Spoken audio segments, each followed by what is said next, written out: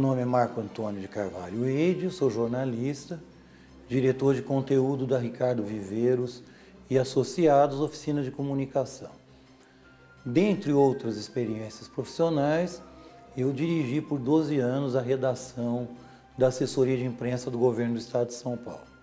Também fui editor de emissoras de rádio e TV, dentre elas a Bandeirantes e a Record, trabalhei em revistas de economia, turismo e fiz numerosas publicações empresariais para grandes empresas.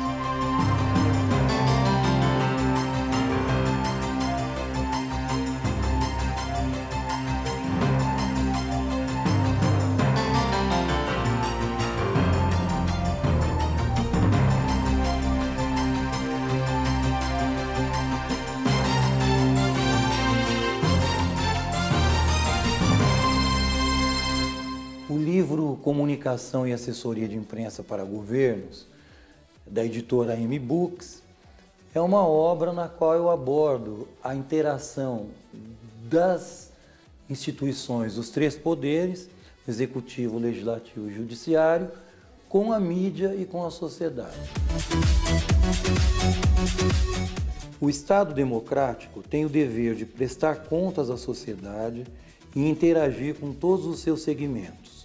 O canal mais amplo e eficaz para o exercício dessa responsabilidade é a mídia jornalística, desde a grande imprensa, a rádio e TV, passando pela web, até publicações e jornais especializados, empresariais, de entidades de classe e do terceiro setor. A ideia de escrever esse livro, primeiro, foi transmitir a experiência de 12 anos no setor público, mais especificamente no governo do estado de São Paulo, para os nossos colegas jornalistas mais jovens, os que estão nas universidades, e também para os profissionais que têm a intenção de trabalhar na área pública, que hoje a comunicação no setor público é um segmento importante do mercado de trabalho do jornalista e das relações públicas. Mas eu acho que falta uma base ainda de conhecimento para que os profissionais atuem com eficiência nesse segmento tão importante. E também para desmistificar um pouco qual é a nossa função, qual é o papel real do jornalista e do relações públicas quando trabalhando para organismos de governo. Sobretudo, eu acho que esse livro é um alerta importante de que a comunicação pública não se presta prioritariamente à divulgação de governadores, prefeitos, presidentes dos poderes instituídos. Mas a comunicação pública é, sobretudo, um serviço do Estado para a sociedade. Comunicação pública é um dever do Estado nas sociedades democráticas. Então, o objetivo desse livro é mostrar exatamente essa demanda, a necessidade de que ela seja cumprida com eficiência e como fazer para que essa demanda da comunicação do setor público para a sociedade possa ser cumprida de maneira eficaz, ética e transparente por todos os profissionais que atuam no setor. Organizei o material da seguinte maneira. Primeiro, o livro tem uma parte teórica na qual eu abordo a estrutura da assessoria de imprensa, as suas missões no governo, a estrutura de RH que deve ter, as questões gramaticais e de tempos verbais que conferem mais ou menos credibilidade aos press releases das assessorias de imprensa do setor público, que são um pouco diferentes da área privada. Então tem todo um arcabouço teórico na primeira parte do livro, na qual eu coloco as minhas experiências, pesquisas, estudos que eu fiz para poder trabalhar melhor na época da minha experiência na área pública. Então, essa parte ela é teórica, mas ela tem todo um embasamento prático de coisas que já foram testadas na realidade do trabalho e que deram muito certo. Então, essa primeira parte do livro tem esse conceito organizacional. Então, foi uma pesquisa própria minha, baseada em experiências práticas e reais e transformadas num material didático e bastante acessível para todos os profissionais da nossa área de jornalismo e relações públicas e também para o público que tem a intenção de conhecer um pouco melhor como é que se estrutura a comunicação no setor público. A segunda parte do livro, para ilustrar essa parte teórica, ela é constituída por histórias reais que eu vivi no exercício de assessoria de imprensa para o governo. E são histórias muito interessantes porque elas relatam alguns bastidores ainda inéditos da campanha das diretas já, da agonia e morte do presidente Tancredo Neves, da Constituinte de 87 e de alguns outros fatos da história recente do Brasil que eu só pude acompanhar muito de perto por ser, à época, assessor de imprensa do governo de São Paulo. Então, o livro também tem um pouco a intenção, com essas histórias reais, de mostrar que o jornalista ou relações públicas, quando trabalhando na comunicação do governo, ele tem a oportunidade de estar presente em alguns momentos históricos que ele não teria se ele tivesse atuando como jornalista de veículos de comunicação. Porque o jornalista, assessor de imprensa na área pública, às vezes ele está participando dos fatos antes da imprensa. Então ele tem aquele conhecimento das informações, aquele conhecimento prévio das informações antes dele ser transformado em notícia para a mídia, né? Então eu acho que o jornalista assessor de imprensa na área pública, no governo, ele tem uma responsabilidade grande na guarda e no tratamento de informações, que às vezes são muito importantes assim, para a história política do país. Então, tem algumas histórias na segunda parte desse livro que ajudam até a entender um pouco como foi esse processo de redemocratização do Brasil. Alguns bastidores interessantes dessa época.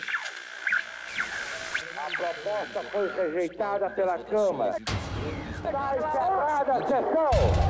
Você acha que a eleição para presidente da República deve ser direta? Que restabeleça a democracia no país. Primeiro ato da promulgação. O documento da liberdade. Há muitos casos em que o jornalista da assessoria de imprensa governamental é o primeiro em todo o país a receber uma informação de impacto e interesse nacional. Quando ocorre algo assim, deve prevalecer o conceito de que a comunicação pública é dever do Estado e direito da sociedade. Isso implica muita responsabilidade, como demonstram a análise de alguns casos verídicos citados neste livro. O excelentíssimo senhor presidente da República, Tancredo de Almeida Neves, faleceu esta noite. A pesquisa, eu me baseei muito no processo de pesquisa em alguns press releases que eu tenho arquivado. Por exemplo, eu tenho arquivado ainda o press release no qual o governador André Franco Montoro e o governador Tancredo Neves, que eram governadores eleitos em 82, aliás, os primeiros eleitos pelo voto direto depois do golpe militar de 64. Então eu tenho o primeiro press release no qual o governador Montoro e o governador Tancredo Neves se encontraram em Poços de Caldas, em Minas Gerais, para lançar a campanha das diretas já. E também uma base grande da pesquisa foi as experiências mesmo que eu vivi, as experiências reais que eu vivi. E aí, na verdade, o grande arquivo foi a minha memória.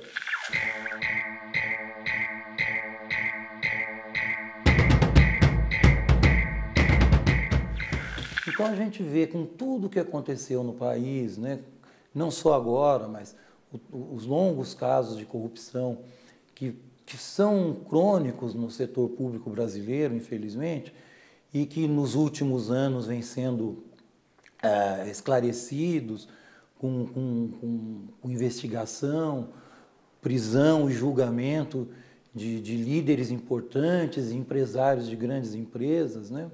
Com tudo isso que vem acontecendo, as pessoas precisam entender que não cabe mais improbidade, que não cabe mais fraude, que não cabe mais licitação no setor público.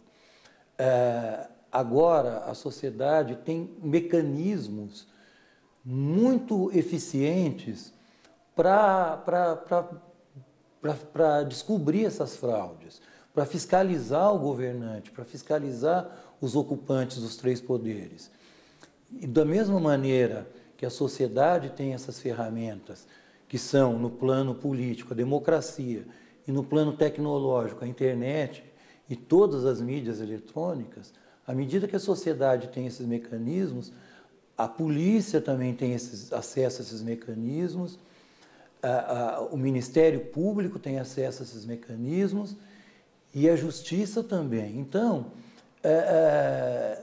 se o senso ético não é suficiente para que as pessoas deixem de praticar improbidades no setor público, então, pelo menos, a mínima inteligência de entender que o crime não compensa mais, porque ele vai ser sempre desmascarado. Não há mais hoje no mundo como enganar todo mundo durante todo o tempo. E esse livro ele mostra muito isso, porque ele mostra como as ferramentas de comunicação do que nós temos no mundo hoje, como elas conduzem inevitavelmente à transparência. Então, um ato de improbidade, um esquema de fraude, ele pode ser estruturado e desenvolvido durante algum tempo, mas mais cedo ou mais tarde ele será inevitavelmente desmascarado, porque hoje a sociedade como um todo tem todos os mecanismos para fiscalizar e entender e exigir a punição dos atos de improbidade no setor público.